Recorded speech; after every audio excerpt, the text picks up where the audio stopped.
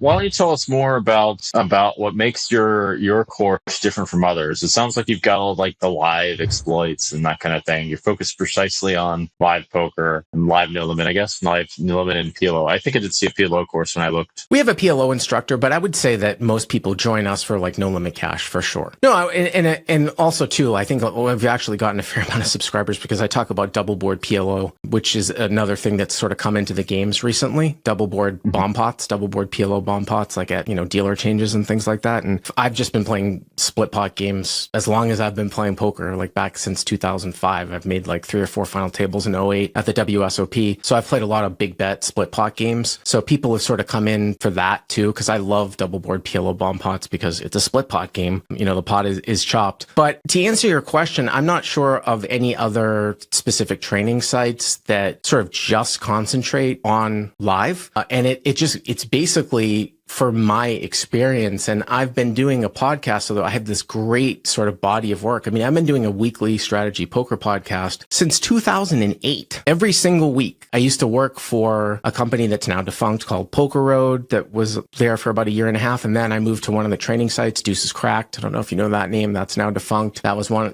back in the time when Card Runners was around. Yeah, I know. And then I opened my own site back in 2012. So for whatever reason, people like the way that I describe these concepts. And you can get a lot of the stuff for free too, because I've been doing a weekly call-in show since 2017 where people call in on Mondays at 3 p.m. Eastern. We're going to change the time to 3 p.m. Eastern time. And then we take the best hands from that and put them up as YouTube videos. So Crush Live Poker's all over YouTube. So you can watch some of those call-ins and sort of get a sense of how I teach. And that's been a really good thing from my side, is like sort of the way that poker has grown on YouTube, because I think before Doug Polk started really doing YouTube back in 2017, it was weird. Like poker was on Twitch and stuff. It didn't really have a big YouTube following. And then he started doing stuff, and then the vloggers came out, and now it's all over the place with live streams. Hustler. I mean, there's so many different live streams. You're actually starting to see some new young blood, I think, because of some of these vloggers. And then shorts now too. Personally, that's not really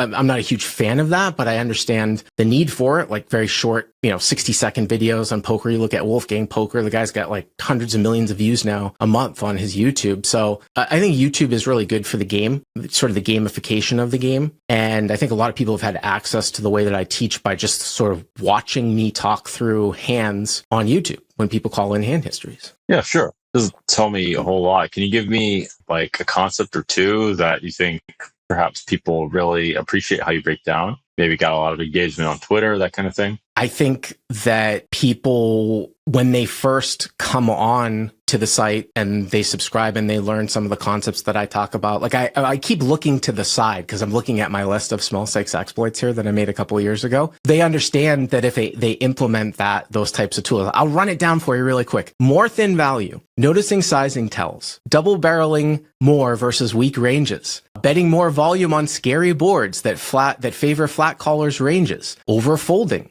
to raises on later streets, betting more draws on dynamic boards, and so on and so on. Ultra playing, ultra fast playing, attacking limp pots, attacking field bettors. That's another concept there too that I came up with, which is basically like, you see a lot of multi-way pots, right? Like in live poker, like somebody raises, somebody calls. Let's say that you call, like, say it goes raise, call, you call on the big blind, right? Flop comes out and the pre-flop raiser checks. For the most part, especially at 2-5 and below, people are not checking a lot of overpairs in given situations where it might be theoretical to check. So again, if you kind of live node lock that and somebody's not checking overpairs on a given board, when they check, it means that they're weak. So let's say the pre-flop raiser checks and then somebody in the field bets. Well, somebody in the field, because they haven't 3-bet, usually means that they don't have certain hands, especially on high boards, right? And you can attack the field better quite a bit, especially on what I like to call like dynamic top pair boards. And what that means is like boards that will change like 9-3, like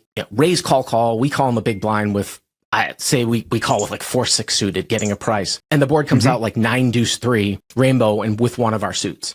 And it goes check and the pre-flop raiser checks and this guy bets, right? That is so ripe to be check raised because a lot of times that guy, he doesn't even necessarily have to have a 9 to bet once the pre-flop raiser checks. He could be betting pocket 7s, pocket 8s. Even if he does have a hand like 10-9, he won't hold on a lot of times because people are just looking at the strength of their hand as it relates to the board. And a lot of times inherently there might be overcards that might come. Now, a more studied player in the field caller spot might say, well, you're not really representing a whole lot by check raising there on 9-deuce-3 if you're not playing like 9-deuce, 9-3 out of the big blind. And maybe you have a frequency of 3-betting pocket nines. So you're really only representing like pocket deuces and pocket threes. While that's theoretically true, a lot of the players that you're extracting money from in these live games aren't really thinking about the game at that level. They're really looking just more of, I've got 10-9. Okay, maybe I'll call once. Now the turn's a queen. The guy just fired again. I can't beat the queen. I'm just going to fold. That's attacking the field better. That's another. Same thing can happen in limped pots too. So stuff like that, Dan. Stuff like that people haven't necessarily thought of. They're like, oh, I can implement that in my game. And they start to implement it and it starts to work. And it really helps their game. Those are good examples, Seth. Those are good examples. We got to wrap things up in a second. Why don't you tell us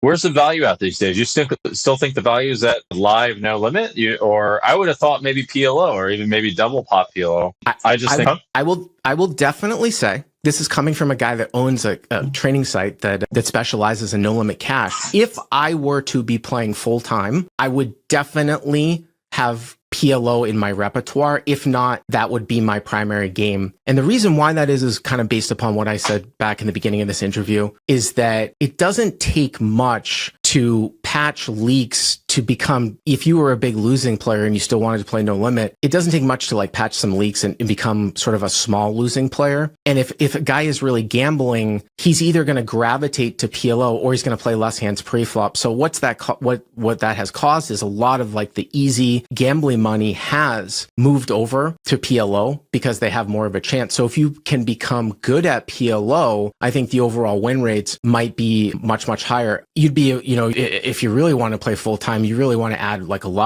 be able to play competently at all the games. But I would say that PLO is a game that you could even say almost is a better game. But the thing is that because it's so complex and because a lot of people don't want to go through like the bad beats of losing like top set 5 times in a row and be put to a lot of difficult decisions like they are in PLO, it just hasn't grown. So no limit, there's still at least 20 times, if not more tables than PLO. So it's still way, way more popular than what PLO is. And I'm still happy to teach no limit cash. But like I said, if I was going back to playing full time, I would at least get to a point where I thought I was very competent at PLO and then be able to choose the best game in the room when I go into a game. Yeah, to maximize my win rate. That's a bit my advice, is to keep your options open so that you're not pigeonholed to one game for the people that really want to win it anyway. I mean, I've seen setups where I've walked into Encore, or when I used to walk into Commerce, where there'd be a shitty 5-10 game or a shitty 5-5 game and a guy that only knew no limit, he's a pretty good player, and then just an awesome PLO game, but the guy didn't know PLO, so he was playing in the shitty no limit game just because he didn't know PLO. And that